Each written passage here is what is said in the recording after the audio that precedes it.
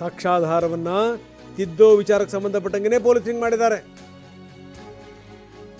ನೋಡಿ. ಅದೇ ಪಾಯಿಂಟು. ತನಿಖಾಧಿಕಾರಿ ಕೃತ್ಯಕ್ಕೆ ಬಳಸಿದಂಥ ವಸ್ತುಗಳನ್ನು ವಶಕ್ಕೆ ಪಡಿಬೇಕಿತ್ತು.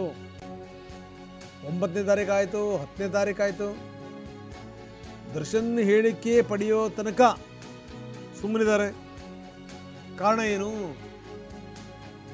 ಜೂನ್ 9ನೇ ತಾರೀಕು ಅದರ ವಿವರಗಳನ್ನು ಪಡಿಬೋದಾಗಿತ್ತಲ್ಲ.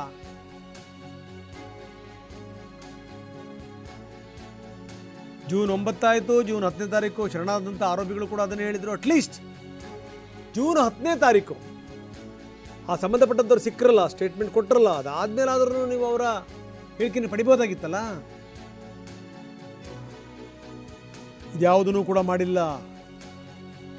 ದರ್ಶನ್ ಹೇಳಿಕೆ ತಗೊಳ್ಳೋ ತನಕ ನಾವು ಪಡಿಬಾರದು ಅಂತ ಪೊಲೀಸರು ನಿರ್ಧಾರ ಮಾಡಿದ್ರ. ಇದಕ್ಕೆ ಕಾರಣ ಏನು? ಇಲ್ಲಿ ಹಲವಾರು ಪ್ರಶ್ನೆಗಳು ಹೇಳ್ತವೆ ಅಂತಾರೆ ಸಿ ವಿ ನಾಗೇಶ್. ಸಾಕ್ಷ್ಯಾಧಾರವನ್ನು ಸೃಷ್ಟಿ ಮಾಡಲಿಕ್ಕೆ ಪೊಲೀಸರು ಟೈಮ್ ತಗೊಂಡ್ರು. ಸಾಕ್ಷ್ಯಾಧಾರ ಸೃಷ್ಟಿಗೆ ಅವರು ಪ್ರಯತ್ನ ಪಟ್ಟರು.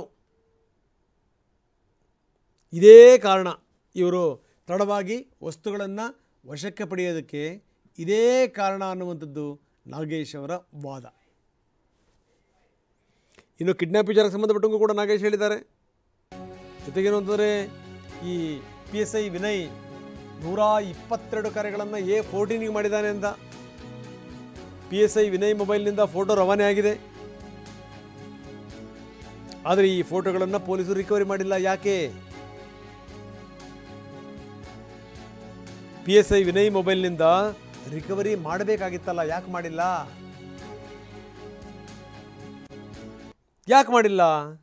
PSI ವಿನಯ್ A14ಗೆ 122 ಬಾರಿ ಕರೆ ಮಾಡಿದ್ದಾರೆ. ಇನ್ನು ಇದೇ PSI ವಿನಯ್ ಮೊಬೈಲ್ನಿಂದಲೇ ಫೋಟೋ ರವಾನೆ ಆಗಿದೆ.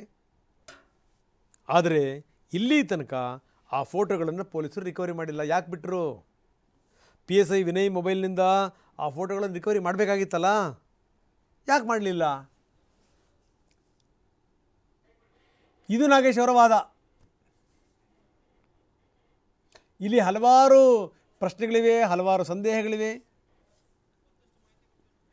ಚಿತ್ರದುರ್ಗದಿಂದ ಹಿಡಿದು ಇಲ್ಲಿ ತನಕ ಅವನನ್ನು ಕರ್ಕೊಂಬಂದಿರೋಂಥ ಬಗೆ ಇದೆಯಲ್ಲ, ಅದೆಲ್ಲದರ ಬಗ್ಗೆಯೂ ಕೂಡ ನಾಗೇಶ್ ಹೇಳಿಯಾಗಿ ಎಲ್ಲ ವಿವರಗಳನ್ನು ಬಿಡಿಸಿಡ್ತಾ ಹೋಗ್ತಾ ಇದ್ದಾರೆ. ಆತನನ್ನು ಕರ್ಕೊಂಬಂದಿದ್ದು ಯಾವುದೂ ಕೂಡ ಒತ್ತಡದಿಂದ ಕರ್ಕೊಂಬಂದಿರುವಂಥದ್ದಲ್ಲ, ಕಿಡ್ನ್ಯಾಪ್ ಅಲ್ಲ.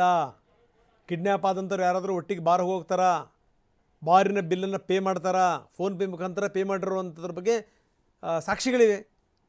ಬಲವಂತವಾಗಿ ಕರ್ಕೊಂಬಂದಿರೋದ್ರ ಬಗ್ಗೆ ಏನಾದರೂ ಇದೆಯಾ? ಅಲ್ಲಿಂದ ಹಿಡಿದು ಶವವನ್ನು ಸಾಗಿಸಿರೋದ್ರ ಬಗ್ಗೆ, ಒಂದು ಕಡೆಯಿಂದ ಇನ್ನೊಂದು ಕಡೆಗೆ ಶವವನ್ನು ಸಾಗಿಸುವಂಥದ್ದು ಇದೆಯಲ್ಲ, ಅದೊಂದು ದೊಡ್ಡ ಸಂಗತಿ ಆಗಲ್ಲ ಅದು. ಯಾಕಂದರೆ ಅಲಹಾಬಾದ್ ಹೈಕೋರ್ಟ್ನ ತೀರ್ಪನ್ನು ಇಲ್ಲಿ ಉಲ್ಲೇಖಿಸಿ ನಾಗೇಶ್ ವಾದ ಮಾಡ್ತಾ ಇದ್ದಾರೆ. ಇನ್ನು ಈ ಸಬ್ ಇನ್ಸ್ಪೆಕ್ಟರ್ ಮೊಬೈಲಿಂದಲೂ ಕೂಡ ಈ ಫೋಟೋಗಳು ಹೋದುವಂತಾರಲ್ಲ, ಫೋಟೋಗಳನ್ನು ಇನ್ನೂ ಕೂಡ ರಿಕವರಿ ಮಾಡಿಲ್ಲ. ಯಾಕೆ ಎನ್ನುವಂಥದ್ದು ಅವರ ಪ್ರಶ್ನೆ.